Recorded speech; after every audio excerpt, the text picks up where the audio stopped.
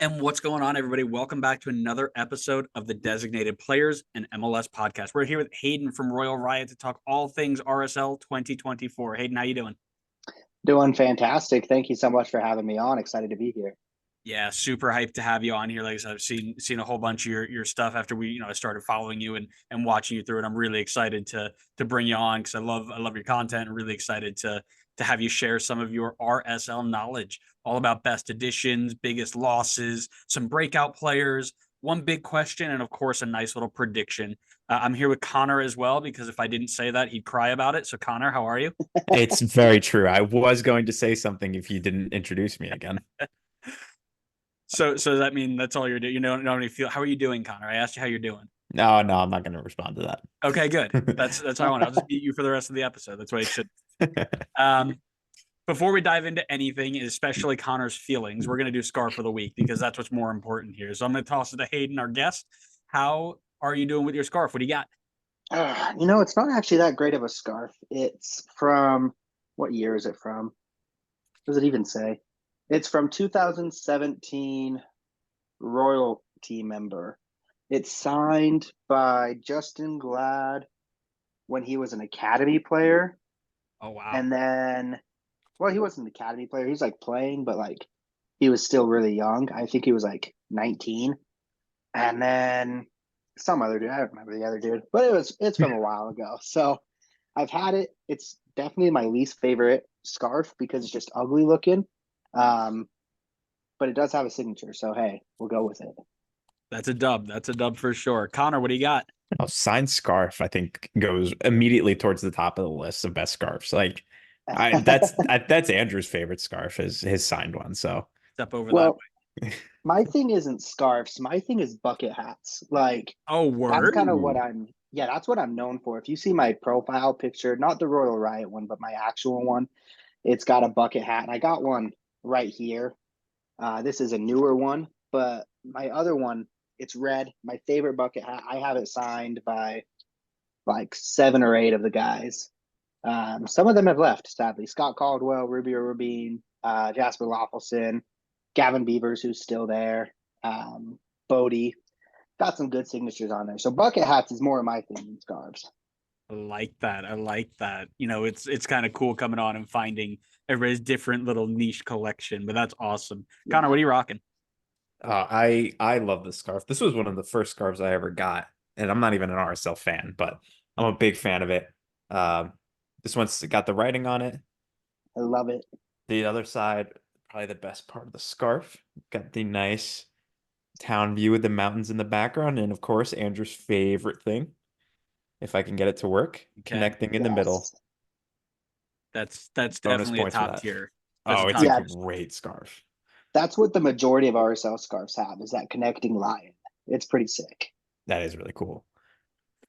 I am kind of torn on this because it's got two sides. One of them's really cool, and one of them we've already discovered is not great to look at. So we've got the really nice detailed like logo on one side, which I really enjoy. On the other side, as we've discovered with some of my other scarves, it's the layered text. Mm. Ooh. So Mm-hmm. it's tough to read. Like you got the white is very clear, but I believe my Vancouver one is like this too, where it's so close and the colors are so close, it just looks like a jumbled mess.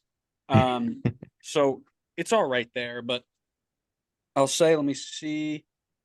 I thought it met in the middle, but I don't think it does. So Oh, minus points. minus points. Yeah, it's got the logo on one side. It Yeah, it doesn't. It's just two continual like logos. So minus points for the not meeting in the middle, but the logo on the other side is cool. So I give it a solid 7. There Um, you go. which is better than the majority of what's on the wall. Like where's the one? I've got one that's just like black and it's got a mini logo on it and doesn't say anything. It's very, very boring. Feel like Uh, I kind of remember that. yeah, but don't worry, we're not going to dive into the history of my scarf wall. Instead, we're going to talk about the 2024 Real SAalt Lake team, led by Pablo Mastroeni in his third full season as head coach. He's looking to bring RSL back to places that they've actually never been before, at least to my research, which is top of the Western Conference. Last season, they got to 5th in the West, 11th overall, 50 points. 14 wins, 12 losses, 8 draws, and we're knocked out in round 1 to Houston. How are we feeling in RSL heading into 2024 in Salt Lake? Yeah, I think the majority of the fans feel pretty comfortable. Top of the West is something that RSL fans have never really thought achievable. Top 3 is probably what we always shoot for, which we have been top 3 pretty often.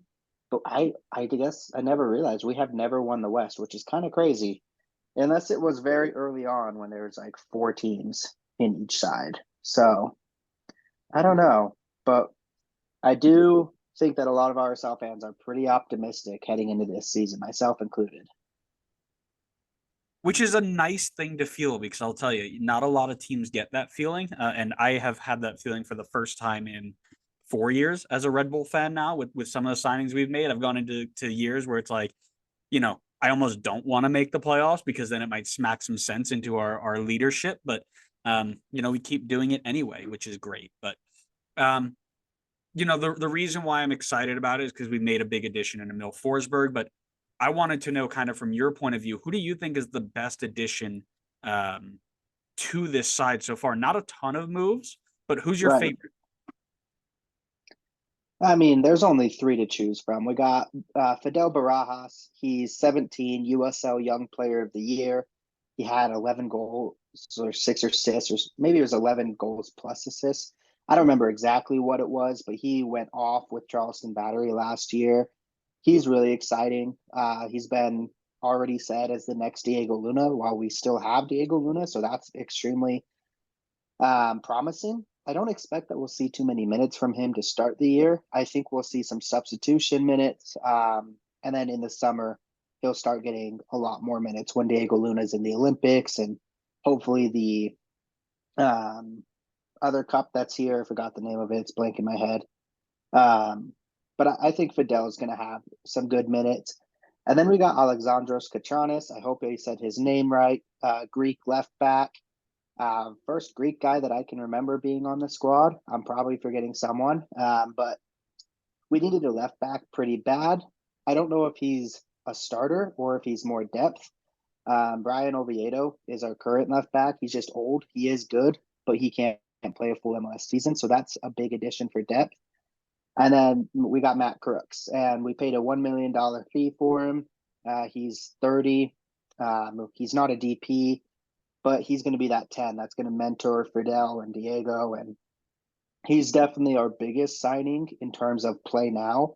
He will be a starter in the squad. But no DPs or anything like that, like New York Red Bulls and many other clubs have gone after. I am going to just piggyback off you there and continue on the Matt Crooks hype train, if you will, because I'll be honest with you. I haven't spent my entire time binge watching Middlesbrough in the championship. But a quick peek at his percentiles and his numbers from the last couple of months. This dude is a statistical monster. Lots of expected goals and assists. Really solid in possession, decent in the press. Every time, every major category that's tracked by these stat tracking websites, he's top 10 percentile. And I mean, the dude does the work that you need him to do. And that's the sort of player I think is going to come into this league. And, I've always said that I think the championship and MLS translate relatively well in terms of play style and players coming and going from there, having success. So I don't think he's going to have a massive transition. The only thing he'll need to, adjust to really is the travel and the schedule. But in terms of play style, I think he's going to slide right in. I think he's going to fit in really, really well. And I'm excited to see him play because he's the first number 10 I can remember being excited about in RSL since Javimo, probably. I don't know if I might be missing somebody in that space between, but that just shows you how excited I was for him. Yeah, we've had some like 10s that could be wingers as well, like Savarino, Diego Luna, guys that can play the 10 and also be on the wing. But Matt Crooks seems to be a more out and out 10. So that's exciting. He's 6'4", can finish with his head pretty well.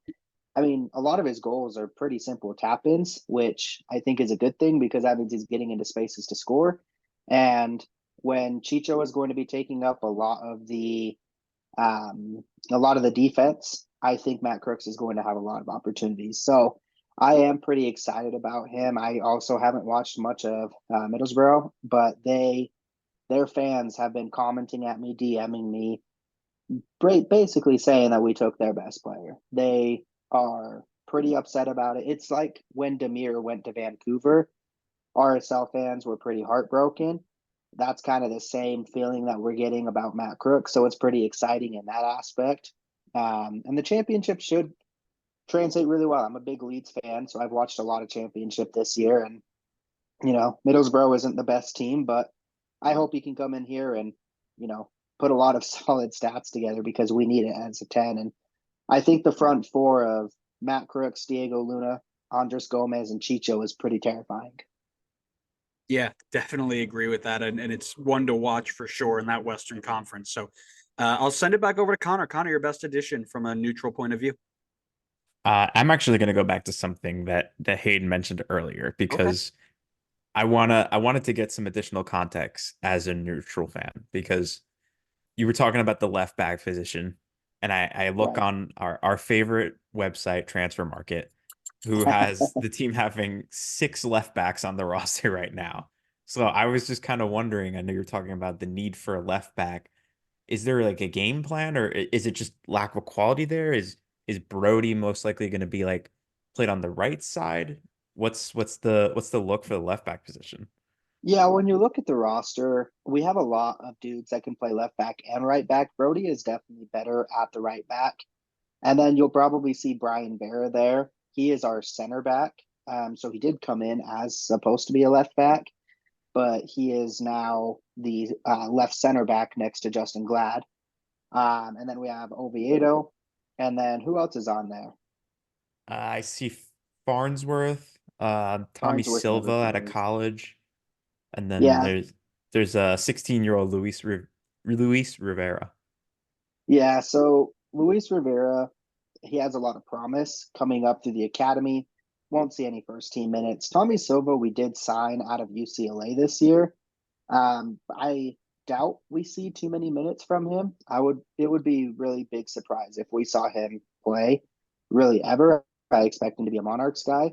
So it really does come down to Brian Oviedo, Andrew Brody, and now Alexandros Katranis. But if we do put Andrew Brody on that left side, we don't really have a right back besides Emeka and Ellie, who they're trying to make more into a midfielder. So that spot, that right back spot and left back spot is pretty thin. But with Brian Oviedo's age, Katranis is a pretty big addition. And if you've looked at his resume, he has a ton of games. He's only 25, but he has made just a crazy amount of appearances in his career. So he's got a ton of experience. He's been in all right leagues. This last league in the league in Poland, so nobody knows how that will translate that well. But really hopeful that he can come in and be a starter because that's what we need from him. I definitely appreciate that insight there because that's the kind of insight that Andrew and I, if we were doing this on our own, we wouldn't really get. So this is why we like Right. to bring on the experts here to help us out and make us look a little less dumb. I think that with so many teams in this league, it is impossible to really follow the ins and outs of each team's depths. And especially when you see transfer market list 6 guys and it's like, oh, it's actually like 2. But I think that left back spot is definitely in a better spot now. Agreed. Um, so I will admit that I prepared my notes on this prior to Crooks joining. So That's all right. I do like the Crooks signing, but I am going to stick with who I originally wrote down here because I also am a big fan of the signing. But I went for Fidel Barajas because I think there is huge potential there. Um, I said this in my transfer review post, but I think this is an awesome signing for RSL. I'm sure you were kind of mentioning, and I'm in the same boat of not sure he's going to have a massive impact in the team this first season, probably more rotational, get a few minutes, maybe just kind of get used to how the league goes and the travel and all that. But then I think for the next couple of years down the line, we're looking at somebody who could be like you said, following the Diego Luna route and following that same trajectory. In USL, he had 5 goals, 11 assists at 17 years old and That's 2,000 minutes insane. played. Yeah. It's like those are the type of numbers that you would see a player make that similar jump that a lot of Louisville players made, where they go straight from USL to Europe. But Right. Arsenal were able to swoop in and kind of like play middleman and say like, hey, come play with us first, and then you can go to Europe. And I think that's an amazing grab by them to almost like it feels like in it not to make a football reference. I know the Super Bowl was last Sunday, but feels like an interception from RSL. It's like Barajas was on his way to Europe and they said, hold on a minute, come here for a little bit, then you can go to Europe. So I love that signing for them. I think it's huge potential. They're building a nice little young, exciting attacking core here with him and Diego Luna. And I think it's gonna make this team exciting to watch for the next couple of years. Yeah, and Fidel Barajas is someone that is like when you read about the hype about him, it's not crazy to think that he could be in the 2026 Olympic squad or not Olympic World Cup squad for Mexico. So this is a guy that has insane hype around him. It's a guy that should certainly be in the 20, what is that? 30 World Cup, 2030 World Cup for Mexico. He's still so young. So it's certainly a guy that is going to be followed a ton. He had a lot of offers from Europe, and he chose Real Salt Lake over Europe because he's liked how Real Salt Lake has been developing players. Even though we haven't really been transferring players to Europe so far, we have been developing guys really well to be good professional players. So I think watching Diego Luna was probably a big reason that he came here, and this is someone I'm super excited about. He's already scored 2 goals in preseason. I believe he has another assist as well. So he's making his mark. He's starting nearly every preseason game.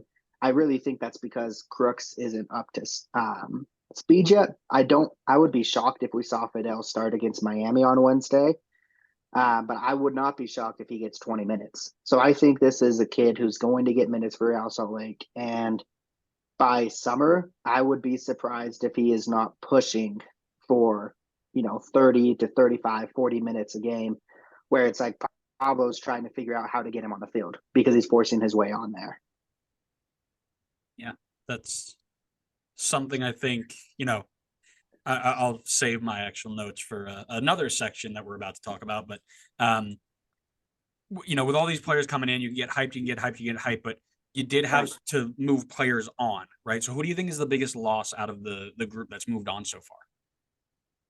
This is hard because I don't really think any of them were that big of losses on the field, which is crazy when you look at the stats that they produced. We had a lot of big forwards that moved on. So we had Jefferson Savarino, which was a DP. We had Danny Musovsky. We had Damir Krylak. We had Rubio Rubin, who's now on loan to Querétaro. So I think Damir is the biggest loss in terms of locker room presence and just community. But he just didn't have it on the field for Real Salt Lake the last 2 seasons. So it was time to move off of him. You open up a DP spot with not re-signing him.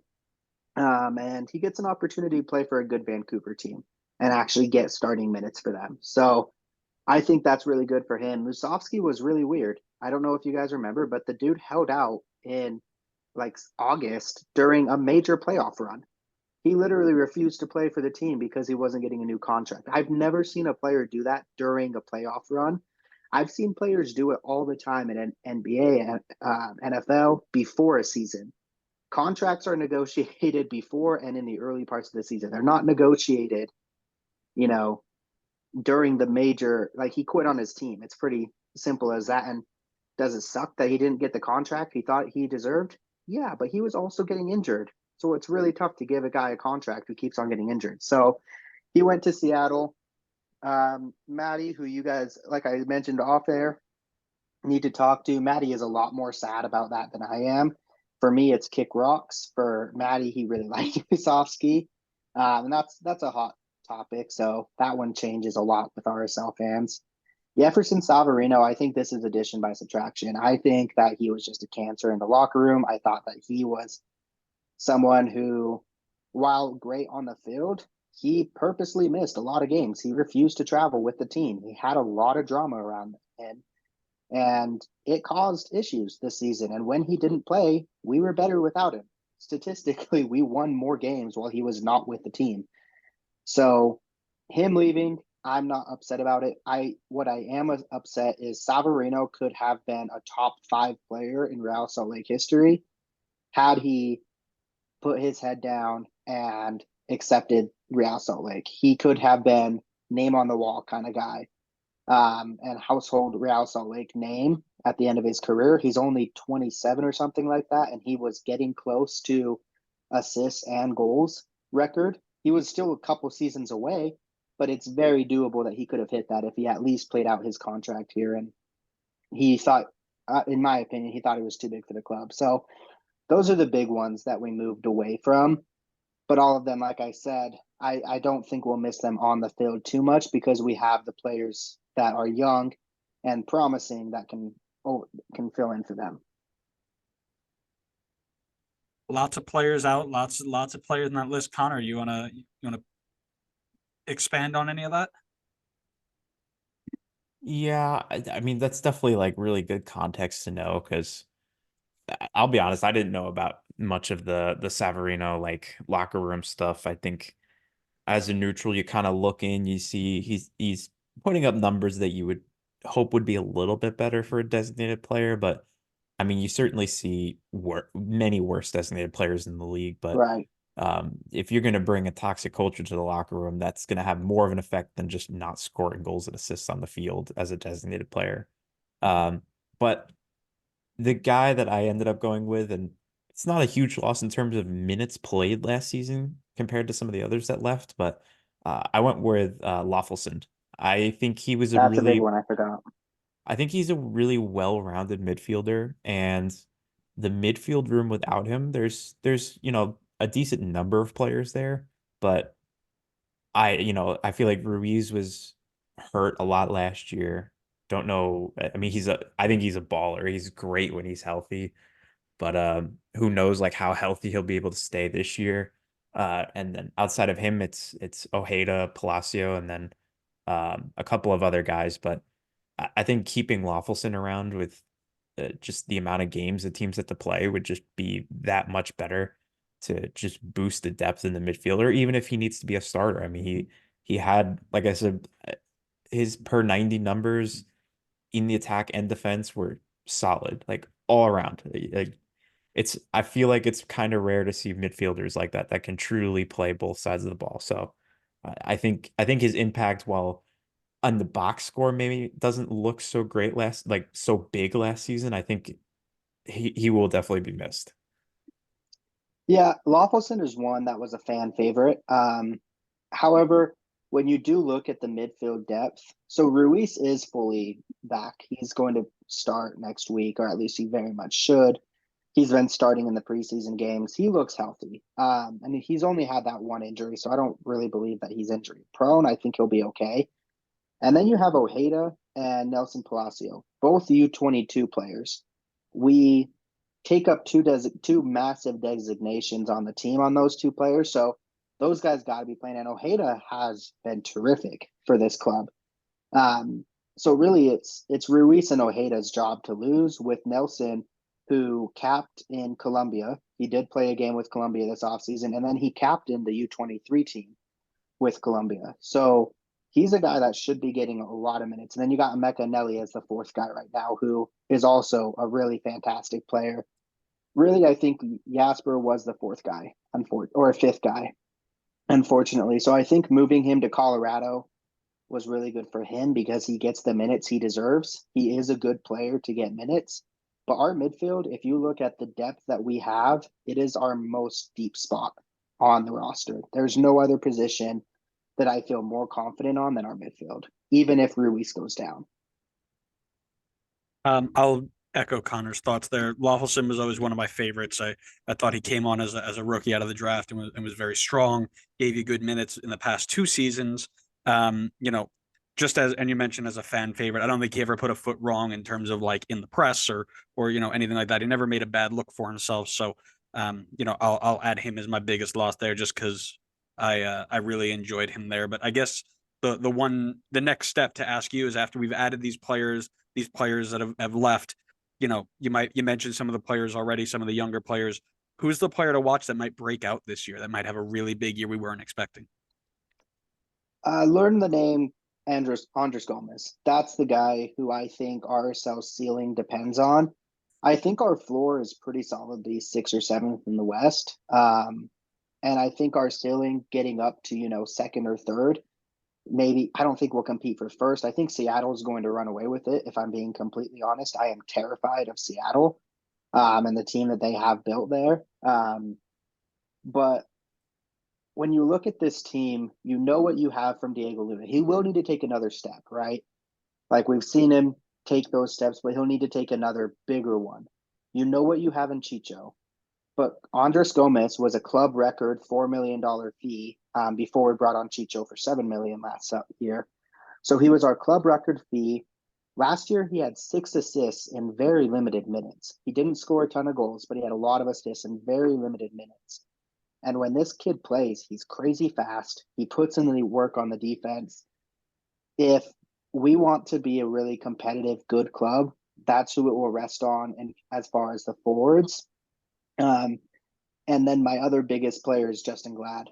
We need a lot better from him. He did get 5 goals last year, which is fantastic, but I don't know how many RSL games you watched. He had a really rough year, especially the last half of the year. He was bad, to put it pretty plainly. He got red cards. He gave up penalties. He was just making dumb mistakes that led to pivotal moments that literally made us move down the table last year. And he's supposed to be our solid player. He's supposed to be one of the best center backs in MLS. So it's him and Gomez that I am watching closest this year. I think those are 2 very good shouts, especially Gomez. I'd like to see him take another step this year. I'm just going to jump in really quick and echo kind of some of the stuff we've talked about Fidel Barajas. I think, and this might be a bold take, if he's given the proper time, like you mentioned, he's going to be fighting for sub minutes, and by the end of the season, he might get to a level where he's fighting for starting minutes. If he's getting that sort of time and producing the way that sort of time is rewarded, right? What's rewarding that? I think he might be a top 5 22 under 22 player by the end of the year. Like, that's the sort of hype that I can see him garnering by the end of this season. So that's the guy I'm watching, because I would really love for that to happen, to show, not only that RSL is a great place to produce talent, which you are, but to show those USL championship guys that you can make that jump and you can, succeed in this league. We have a lot of players. I think we're up to close like double digits now from the championship coming to MLS this off season alone. It'd be really nice to see one of them to hit and then make that connection a bit stronger. Yeah, if you like watching young players develop in this league, Real SAalt Lake has to be one of the top teams that you watch. Yeah. You've got 20-year-old Andres Gomez on the right wing starting. You got 20-year-old Diego Luna on the left wing starting. You got Fidel Barajas, who's 17, should be getting minutes. You got Axel Kai, who is 17, that hopefully should be working his way into the club pretty soon. You got Gozo, who got minutes last year. He's only 16. You got these guys that are really ready to make their next step. And so if you like watching young players develop and hopefully, make that jump from MLS to Europe, Real SAalt Lake's got to be one of your top teams. I mean, Nelson Palacios 23, Ojeda's 23, Ruiz is 25. Like, this is a very, very young team. Zach McMath is the oldest starter, and that's a goalie, and he's only 32. So this team is very young, ready to play. Brian Vera, starting center back, he's only 25. We have like 3 guys that start that are over 25. So this is a very fun and young team to watch. Taking the Red Bull approach there, throw the kids out, let them play and see what they can do. And honestly, if you've got the right players to do it, it's not a problem, right? And it seems like RSL has a lot of those right players. So Connor, your breakout player. So mine's not really a breakout, more Boo. just a step up. And I'm going for the low hanging fruit here. I'm gonna go Diego Luna.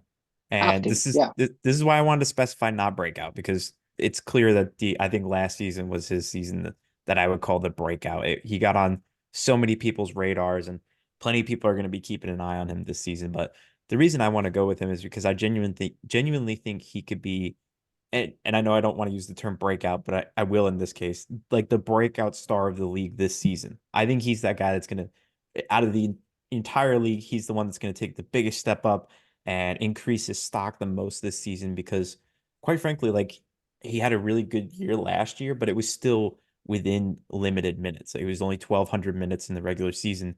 He could build upon that easily if he's getting consistent starting minutes, which I would imagine he would as long as he's healthy. So I definitely see his productivity is going to get better.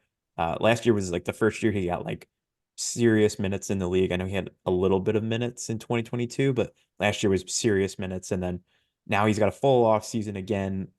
He's prepared, I think, to have a big impact on this team. And I quite frankly think he will. I think if I would not be surprised if Luna takes his goal contributions tally from 6 last year, although I'm not counting second assists. So I don't know if he technically had more, to 15 plus goal contributions, maybe even more if we're counting second assists. So I think if he takes that step, that's a huge jump up for him.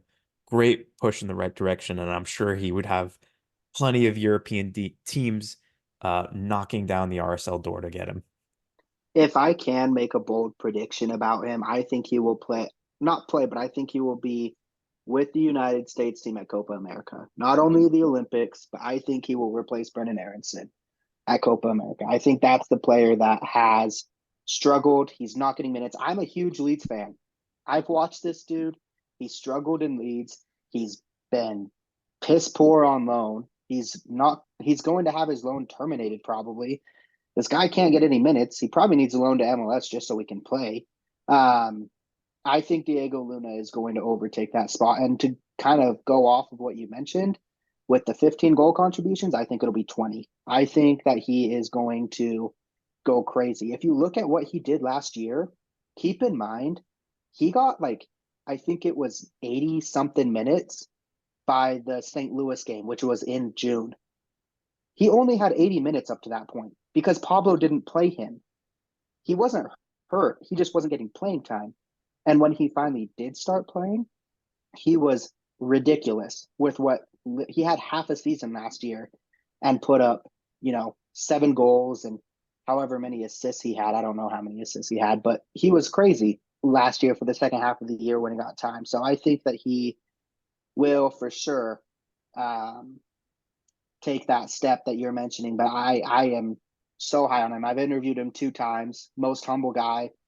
He has the entire reason to be, super proud and everything, but he is super humble. He works at Dutch Bros in the off season, which is crazy. Like, this kid is awesome. I love him. Sign this man up for another guest appearance for our bold predictions episode. I love it. We got a whole Yeah. episode dedicated to that sort of stuff. So Yeah. absolutely love that. If you see him in the Copa America squad, don't be surprised. I think he's on the fringe. I don't think he's quite there yet, but I think with a hot start, I think he's going to play. He's going to start next week against Miami. That Miami defense is booty cheeks. He should be cooking against that Miami defense on a massive, like, I don't think it's talked enough about how massive of an opportunity Real SAalt Lake has to open the season against Miami. But this man, I think, is going to cook. I wouldn't be surprised if he's talked a lot more about by, even April. But I think he's a for sure starter in the Olympics in France. And then I would not be shocked if he is with a team. I don't think he'll get minutes. He won't break into that minute rotation, but if he's at least brought along for the ride. Love it. All right. Well, let's head to our favorite segment here, and that's one big question. What's the one question this team has left for you as you enter 2024? What are you still thinking about? Man, that's tough. So we have 2 DP spots open. Even with, as I think this team is stacked, but we still have 2 DP spots. So my biggest question is, where do we use those? Because I think we're pretty good everywhere. So my biggest question mark is that center back pairing of Gladdenberg. That's got to be good. If that's not good, we're going to struggle. And then Gomez is another big question. I think there's a lot of opportunity, but it's a question. He's still pretty unproven. So that's the big one. But man, that's a hard question for Real SAalt Lake right now, because we are really good, but we're not. I don't think we're top two, maybe even three good. I think our ceiling is three. So trying to contend is tough. And I think if we can get to the summer in a good position, I really hope our ownership sees how close we are and they go and spend millions of dollars on our next DP. I'm gonna actually build right off of that because you said something that kind of ties into mine, and it's about the back line. It's just, Yeah, what is it going to look like? And is it going to be at the level that can allow this attack to do what it does, right? You've got right. Aranjo, you've got Anderson, Julio, Luna, Barajas, Gomez, and now Matt Crooks. All so much attacking quality in that front 4, 5, 6, however many you want to throw up there. But the back line is Justin Glad, Brody, Oviedo or Catranis, and then center back 2, you just mentioned was a Brian Vera. 5-year-old. Yeah.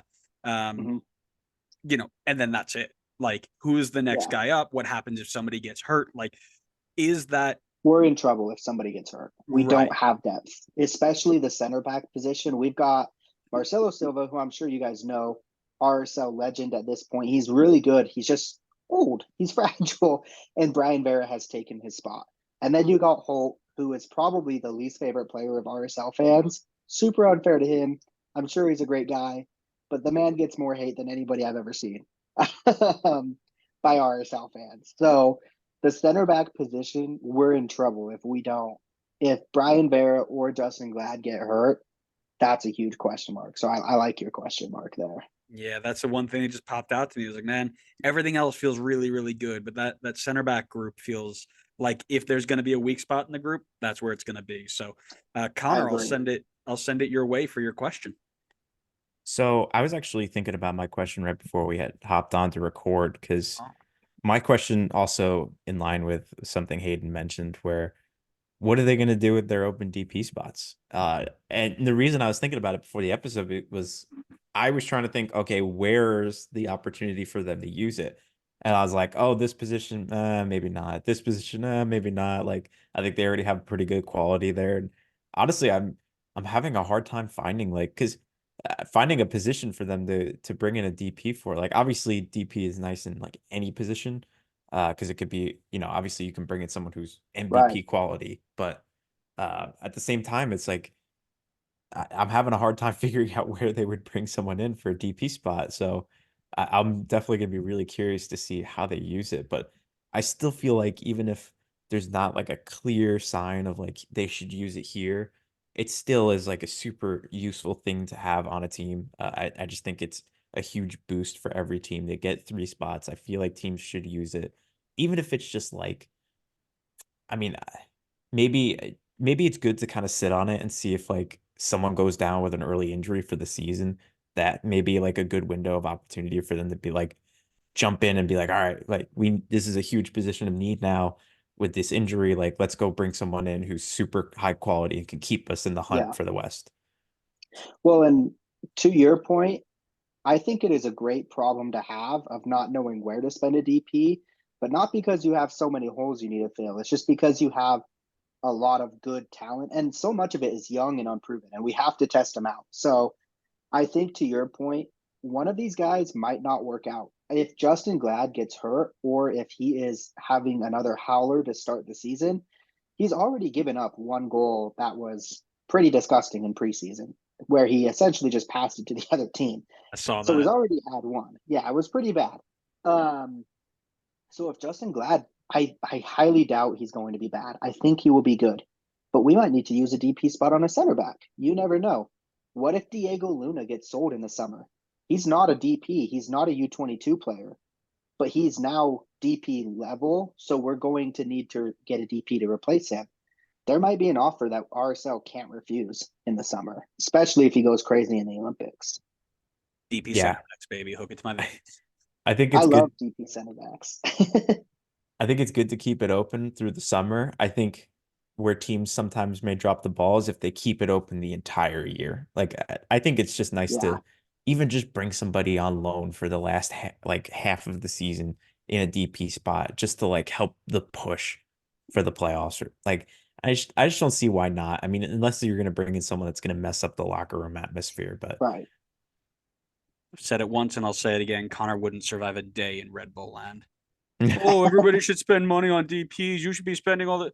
Yeah, try spending an entire starting 11 of teenagers. Yeah, get out of here. All right, let's finish this up then, and let's do what we all love to do and make predictions about teams way like 9 months before we're going to figure out how it figures out, because that's smart. Where do you see RSL finishing this season? You see, I actually love doing this. It's one of my favorite things to think about because I forget about it by the time it finishes, so I can't feel bad about myself. But all those MLS guys that put it down on paper, I can make fun of them. So it's really fun for me. I think if I were going to make a solid prediction, I think RSL is going to get fourth in the West. I think we will get home field. I think that Seattle finishes number 1, and then Dallas, I think, will go 3. And I am waiting to see on LAFC. I don't believe in them this year. So I think RSL could move up to 3, but I do not believe in LAFC. But it's LAFC, so that's why I'll go 4th, because I think that they should get automatic top 3 until they prove otherwise. All righty, I like it. Connor, your thought. Yeah, I'm in a similar boat. I'm kind of on that wavelength that Seattle and Dallas are going to be front runners at the top of the West. And then there's a couple of question marks up there. Like, what's St. Louis going to look like? Was last year kind of a Yeah, fluke? Are they still going to be as strong? What does LAFC look like now that they've like gutted the entire team and had like 15 players on the roster like a week ago? right. Um, I think there's teams ahead of RSL last season that will drop below them. Like I think RSL is better than Houston, quite frankly. So I think they would jump Houston. Houston So terrifies me. they're They're they're an scary. interesting team. They I are. look at them on paper and I'm like, this team does not look good, but they Yeah. finished fourth, so credit to them. Ben Yep. Olsen has that effect on people. Yeah, he really does. So I'm in a similar boat. I think 4-5 is probably around where I see them. I think they're going to be a strong team in the West for sure. Yep.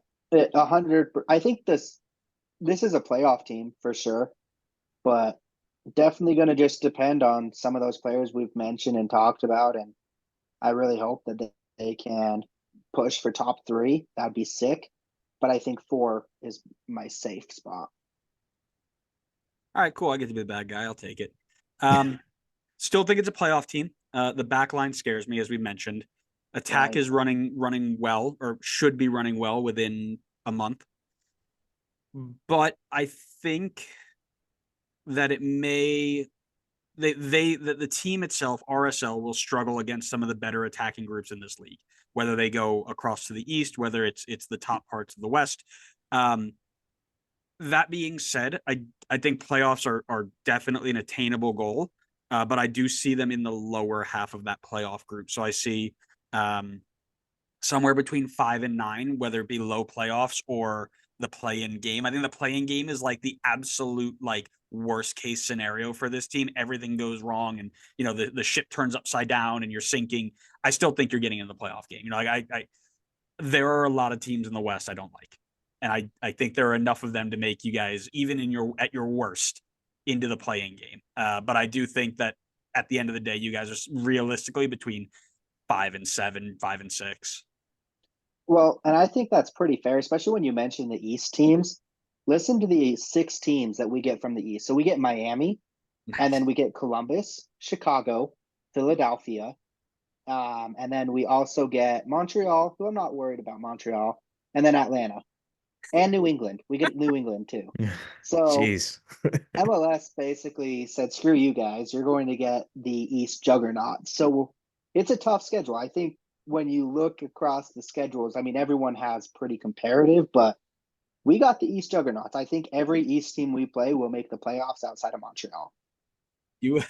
We talk about it all the time, saying the East is a bloodbath, if I'm going to take Connor's line. Yeah. And when we talk about the East being a bloodbath, it's because of those like 5 or 6 teams. Yeah, That's those Yeah. exact teams pretty much. That's absurd. Just missing And I like thought- Cincy.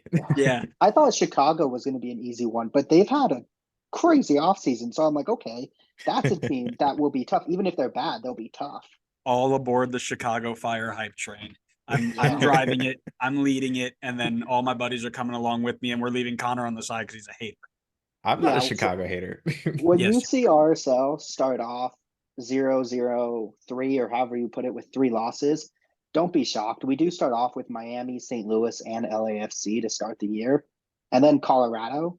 Like our first 10 games is Miami, St. Louis, LAFC, Colorado, Vancouver, St. Louis, and then Minnesota's finally a little bit of an easy game. But we don't have like a win that I'm confident about until April 6th.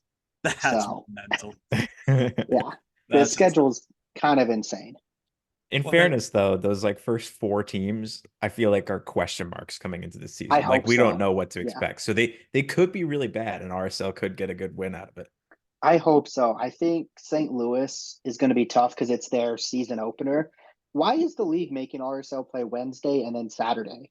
That's so stupid. Give us the Saturday off. Don't make Right. us play that game, especially making us go to St. Louis to open up their season. Pisses me off. And then they're like, oh, yeah. And for your reward, you get LAFC to open your home season. I'm like, okay, screw you guys. So you're right, though. A lot of those teams are definitely question marks.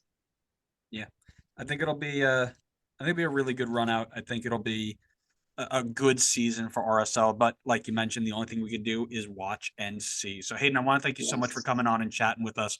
This was a blast, and we really enjoyed having you. Of course. Well, thank you all for having me on. Anytime you want a RSL correspondent to come on, I am down. Or if you want to be talking for another 2 hours, if you thought I talked about a lot, get Maddie Casey on, aka Shin Kicker, my favorite person in the entire world. But you will be here for 3 hours. He will talk to you for 2 hours on air and then an hour off air. Absolutely love it, and I will definitely look forward to having that because we can get off on some pretty weird tangents sometimes. So we're definitely here for it. Wanted to give you some time to plug some links, let people know where to find you. Appreciate that. Everyone can follow us on Royal Riot on Twitter. It's pretty simple. Just Royal Riot Pod. You can get us on Instagrams, Twitter. We're gonna make a TikTok. I don't think that'll go well, but we'll see. And then find us on Spotify, Apple, wherever you get your podcasts. We're there. And yeah, if you want to check us out, we appreciate it. If you want to comment and fight us, I like fighting too. So if you don't like us, come after me. I enjoy Let's it. do it. Love it. Guys, head on over there, subscribe, show them some love, let them know you came from this show. And if you're coming from the RSL side, the first time you've seen us, you like the way we do our shows, come give us a follow as well. We've done 28 of these so far. We got one more coming up after this. But you can see team previews for all 29 teams with 29 guests. Varying lengths depending on how deep we go into these conversations. So if you want to know about Colorado and your Rocky Mountain Cup rivalry, we got somebody to talk about that. You want to know about the Red Bulls, because who doesn't want to know about the Red Bulls? We got one for that too. I mean, just do it. Put your hand down, Connor. Nobody asked you. I was actually going to say, I don't really think many people care about the Red Bulls outside of New York. That's kind of my least relevant team in the East. I I'll love gotta that. say it. Love tell that. you, not many of us in New York know about them anyway. So you're That's not true. alone. Yeah. There's this guy on Twitter that I fight with all the time. It's Loreno. I love him so much, but he's the biggest Jersey fan. I always make fun of him because that stadium is beautiful, but it's never full. I hope New York gets better, though. I hope they do.